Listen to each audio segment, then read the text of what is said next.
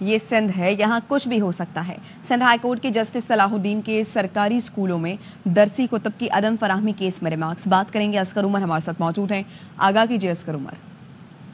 جی، یہ Sindh high court میں درسی کتب کی فراہمی کا تھا کہ حکومت سندھ مفت پرائمری اسکولوں میں وہ کتابیں تقسیم کرتی ہے، وہ ابھی تک اس سال تقسیم نہیں ہوئی تھی۔ یہ کیس یہاں آیا، جب یہاں آیا تو معاملہ سندھ ہائی کورٹ میں کھلتا چلا گیا کہ پورے آوے کا آوا بگڑا ہوا ہے، کون افسر کس محکمے سے آیا ہوا ہے، اسے کھانے کمانے کا ایک دھندا بنایا ہوا ہے، کوئی افسر وفاقی حکومت نیب سے آیا ہوا ہے۔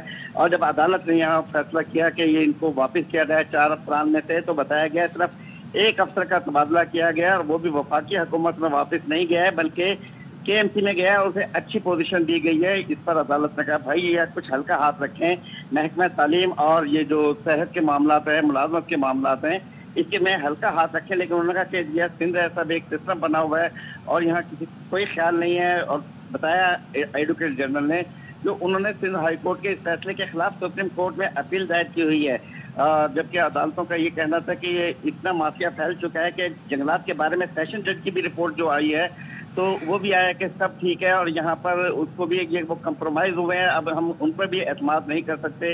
عدالت نے کہا کہ جو فنڈ دے رہے ہیں یہ آپ ایک تو خود کچھ نہیں کرتے، جو عالمی ادارے فنڈ دے رہے ہیں ان میں بھی آپ اس طریقے سے کام کر رہے ہیں، یہ کیا کارکردگی ہے، بلکہ یہ تو کمالات ہیں، ہمارے بس میں ہو تو ان کمالات پہ ہم آپ کو ایوارڈ دیں، لیکن مجبوری ہے، یہ کچھ نہیں ہو سکتا۔